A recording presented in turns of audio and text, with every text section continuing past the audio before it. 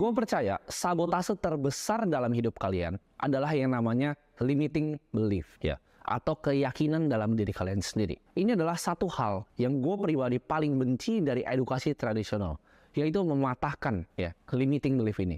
Contohnya apa? Anak SD yang nggak ngerti matematika karena gurunya nggak bisa ngajar. Gurunya lalu ngomong, kamu nggak pintar matematika. Dan anak ini punya limiting belief di dalam otaknya, saya tidak bisa matematika, saya tidak bisa akuntansi, saya tidak bakat olahraga. Padahal kita tahu semua manusia itu punya potensi untuk menjadi hebat.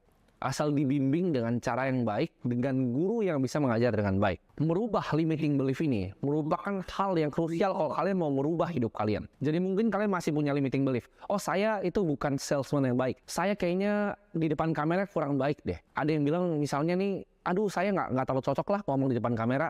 Itu adalah contoh dari limiting belief. Oh, saya memang kayaknya nggak pintar deh angka investasi, laporan keuangan secara fundamental. Kayaknya saya nggak akan pernah bisa. Itu adalah contoh persis dari limiting belief yang harus kalian bunuh. Untuk menjadi pribadi yang memiliki komitmen, ya komitmen ini penting ya. Kalau kita mau kerja serius. Kita mau jadi salesman yang terbaik, kita jadi salesman yang terbaik.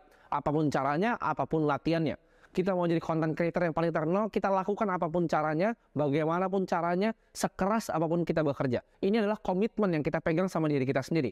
Tapi komitmen itu lahirnya dari mana? Komitmen lahir dari kita punya conviction atau keyakinan terhadap diri kita sendiri. Jadi nggak bisa nih kita mulai sekolah ini, kalian mulai belajar sini kalau masih ada limiting belief. Maksudnya kosong yang jelas adalah apa? Buang semua pemikiran bahwa saya nggak bisa A, saya nggak bisa B, saya nggak bisa C. Oh, saya cocoknya cuman ya jadi pekerja aja. Memang ditakdirkan hidupnya seperti ini. Tidak. Itu adalah limiting belief yang akan gue patahkan di video kali ini. Ini adalah tips dalam hidup. Aksi yang berbeda akan menghasilkan result yang berbeda. Gue ulangi sekali lagi.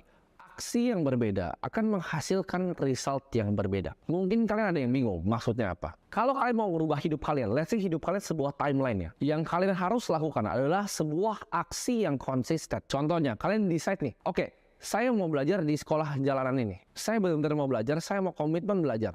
Setiap hari saya akan luangkan waktu saya 30 menit sampai 1 jam secara konsisten. Itu adalah komitmen yang kalian bikin.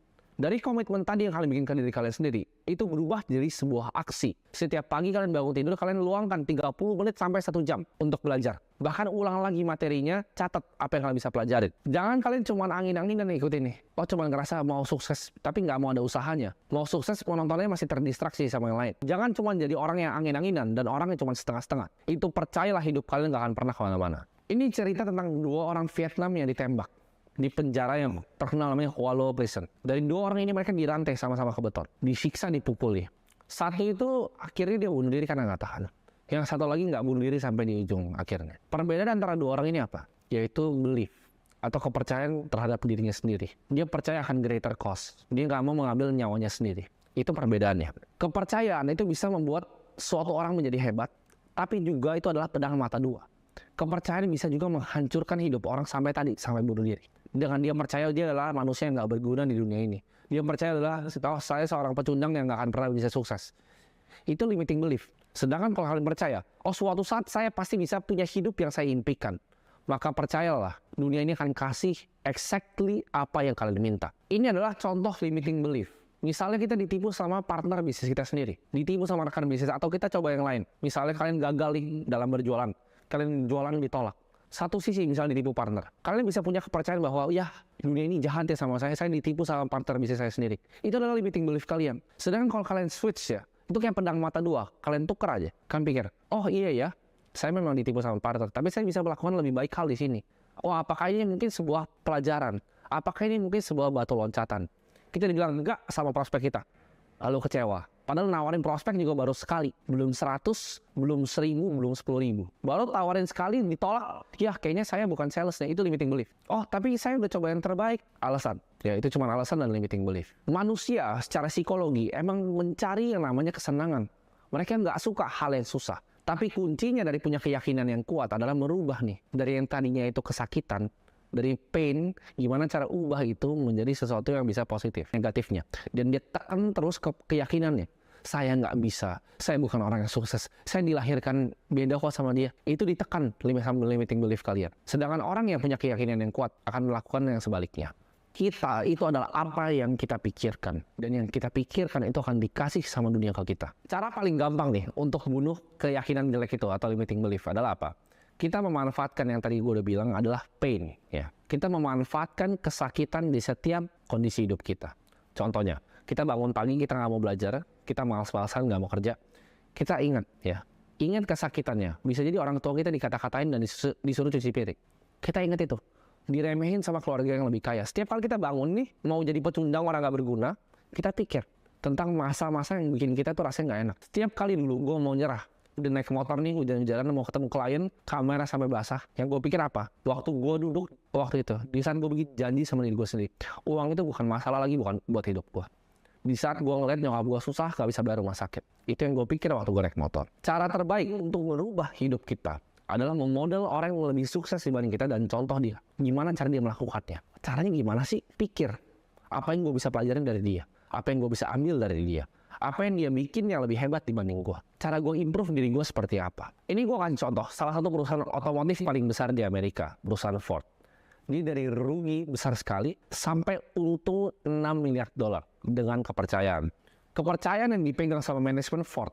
Setiap harinya yang diomongin itu apa? Kalian tahu nggak? Ini adalah dua mantra yang dilakukan sama manajemen Ford. Setiap harinya mereka ngomong ini. Mereka percayakan hal ini. Gimana caranya? Satu, kita cut cost-nya. Dan gimana caranya kita bisa increase volume-nya. Ini ditempel ya di meja mereka. Setiap hari keyakinan mereka, gue akan bangun dengan gue cut cost dan gue increase volume. Gue akan bangun dengan gue cut cost dan gue increase volume. Sesimpel itu dia bisa untung sampai 6 miliar dolar. Kalau misalnya kalian ngomong tentang pepatah Jepang, semua orang akan ngomongin ikigai, cari yang kalian suka dan lain-lain. Tapi ini adalah pepatah yang selalu gue pakai dari umur 16 tahun, yaitu namanya Kaizen. Artinya apa?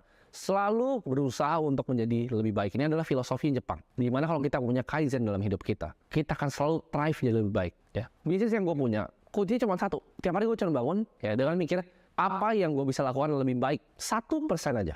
Apa yang gue bisa lakukan 1% lebih baik dari bisnis gue, dari diri gue, dari relationship gue, dari hubungan gue sama keluarga. 1% aja. Itu merubah semua hidup gue dengan cara pandangan pikiran Kaizen itu. Kalian berjanji ya, selama beberapa mungkin bulan ke depan, 3-6 bulan ke depan, kalau kalian mau ya hidup kalian berubah. Kalian janji sama diri kalian sendiri untuk berubah 1% aja dari dua bidang ini. Ya, yaitu ilmu atau knowledge dan skill kalian. Tonton modul setiap hari, coba praktek setiap hari, coba asah skillnya setiap hari.